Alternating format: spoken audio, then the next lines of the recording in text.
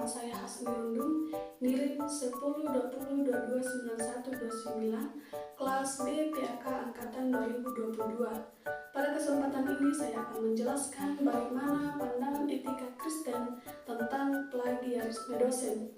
Seperti yang kita ketahui bahwa mengambil hak atau milik orang lain merupakan tindakan yang tidak baik. Begitupun dengan plagiarisme. Plagiarisme adalah tindakan mengambil karya orang lain dan mengklaimnya sebagai karya sendiri. Dalam konteks akademik, khususnya bagi seorang dosen, tindakan ini merupakan pelanggaran yang serius terhadap integritas akademik dan etika profesi. Pandangan etika Kristen terhadap plagiarisme, baik yang dilakukan oleh dosen maupun mahasiswa, secara umum sangat tegas. Hal ini didasarkan pada beberapa prinsip fundamental dalam ajaran Kristen, diantaranya yaitu yang pertama, kebenaran. Agama Kristen mengajarkan pentingnya kebenaran. Plagiarisme adalah bentuk kebohongan karena seseorang dengan sengaja menyembunyikan sumber asli dari ide atau karya yang mereka gunakan. Kemudian yang kedua, hormat.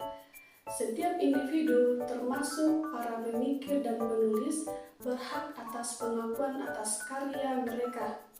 Plagiarisme adalah bentuk penghinaan terhadap kerja keras dan kreativitas orang lain. Kemudian yang ketiga, tanggung jawab. Setiap orang bertanggung jawab atas tindakannya.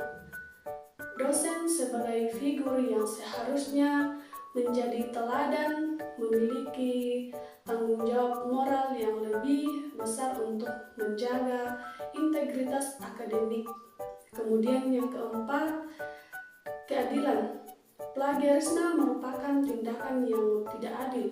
Seorang yang melakukan plagiarisme memperoleh keuntungan yang tidak seharusnya, sementara orang yang karya aslinya dicuri tidak mendapatkan pengakuan yang semestinya.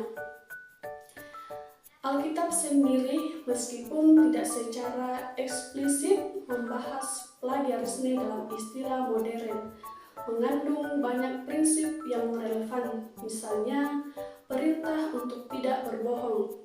Kita dapat membaca dalam Keluaran 20 ayat 16, dan untuk memberikan penghormatan kepada siapapun yang berhak menerimanya dalam Roma 13 ayat 7.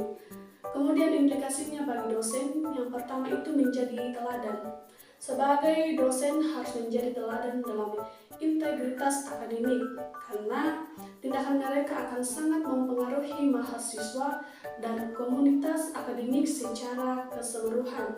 Kemudian yang kedua, mendidik mahasiswa. Sebagai seorang dosen perlu secara aktif mendidik mahasiswa tentang pentingnya menghindari plagiarisme dan memberikan panduan yang jelas mengenai bagaimana melakukan kutipan dan rujukan yang benar. Kemudian yang ketiga, memperjuangkan kebenaran.